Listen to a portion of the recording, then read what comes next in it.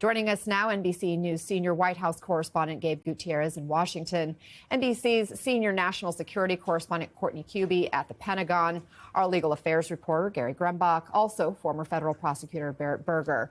Courtney, what more do we know about this National Guard request? Do we know which states would be involved or what exactly the troops would be doing?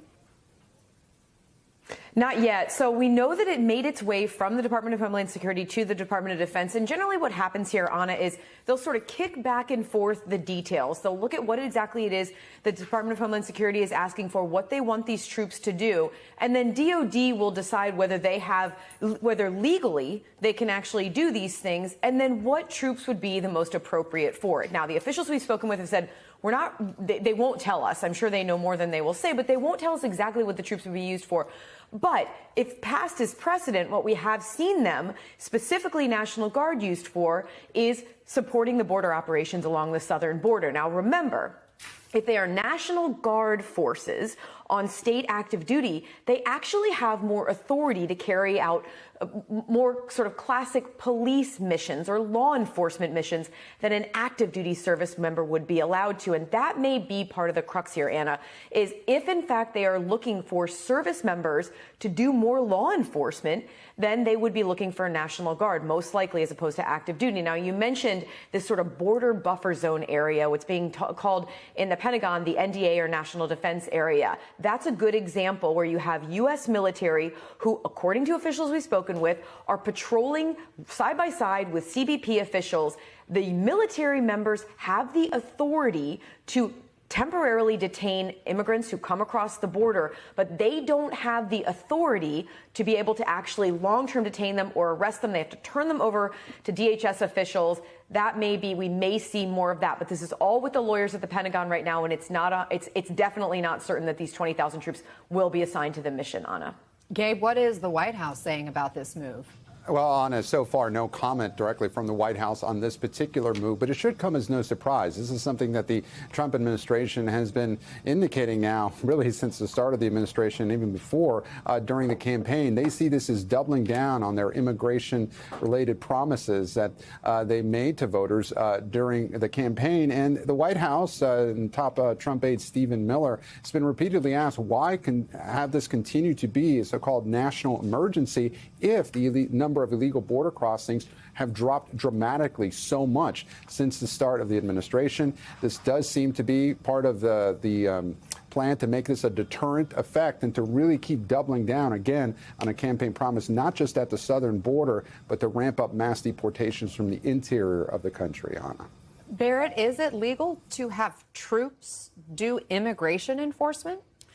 I mean, this, again, it could be. This specific issue hasn't reached the courts yet. It depends on what type of immigration enforcement they're actually doing. Certainly turning people around in the border, effectuating regular illegal entry cases. This is all more standard. These trespassing cases that the administration is trying to bring now, this is where we're veering into new territory. And this is where we're seeing the courts getting involved. We have one judge that struck down a number of these trespassing charges that were brought, saying this is, there's not sufficient warning to people that they're entering one of these, restricted zones. There's not enough signage. So we can't charge them criminally with trespass if they didn't have sufficient warning. So this is where you're seeing sort of new tactics being questioned by the courts.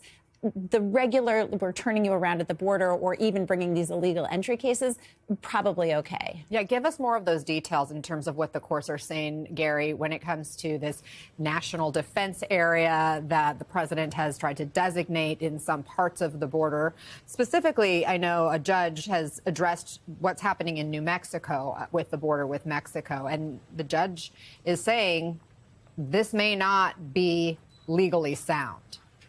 Yeah, that's right, Anna. So when a migrant enters the U.S. illegally from Mexico to New Mexico, they're not now just getting charged just with entering the country illegally, but also with entering this military zone. But it's not a traditional military zone that you would think of, like a Joint Base Andrews or a Fort Belvoir. It is desert. right? So these individuals very likely don't even know they're entering a military zone. And that's what got this federal judge in New Mexico upset. He said in part in his order, quote, "The United States provides no facts from which one could reasonably conclude that the defendant knew he was entering the national defense area." And he's also upset with what he called a cut and paste approach to the factual allegations in many of these cases. There were no specifics as to what these individuals actually really did, just general allegations. Anna?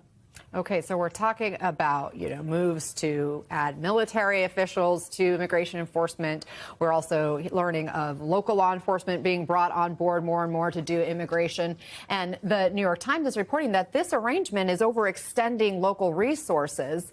The arrests, quote, swamped local jails. Public defenders said the legal system in New Mexico was facing an onslaught of cases because federal prosecutors were criminally charging nearly every person apprehended along the border rather than turning them back to Mexico.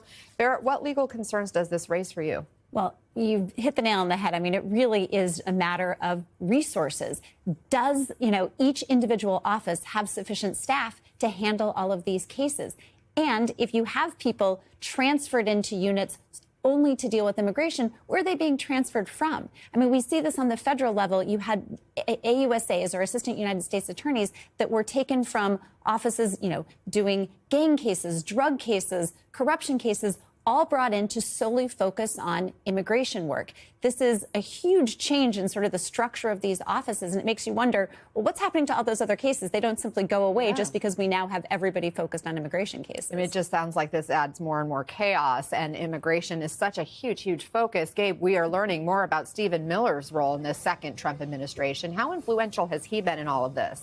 Well, incredibly influential, Anna, yes. And according to that new NBC News reporting, really delves more deeply into his increased role in the second Trump administration. He had a lot of influence in the first Trump administration, of course, but you see right there that Stephen Miller has reemerged as really untouchable, as an untouchable force in this Trump White House. According to the piece, there's little question that Miller is the de facto immigration czar in Trump's Washington, the man the president relies on to turn ideas into action. And Anna, this comes after, he had a significant rise from being a communications staffer on Capitol Hill and then working for Jeff Sessions, and now really turning into the id of Donald Trump, as it's described in that article. And I think what was really indicative of that was just several weeks ago when my colleague Kristen Welker spoke with President Trump, and he was asked whether Stephen Miller could become potentially the national security advisor to replace Mike Waltz. And Trump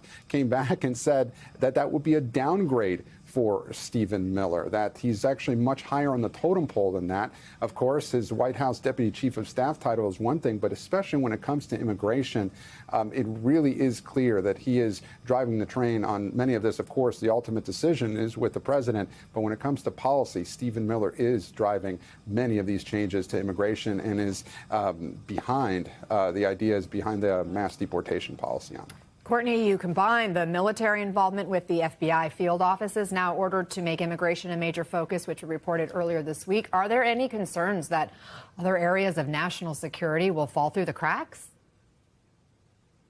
No, so I mean, the reality is this Pentagon and the White House has said that border security, homeland security is their primary focus when it comes to national security. So I'm not surprised that they are looking to dedicate even more uniformed military to this issue. And candidly, Anna, I wouldn't be surprised if we see even more of this going forward in the coming months, even as Gabe pointed out that crossings along the border have dramatically fallen in the past several months. But it does open up the question about their other priorities, sort of the number two and the number three. China continues to be a big priority. We have seen this administration pull assets out of the Pacific region to other areas, to the Middle East, as they have tried to battle the Houthi rebels, as they have prepared for the possibility of some sort of a potential confrontation with Iran or the proxy groups.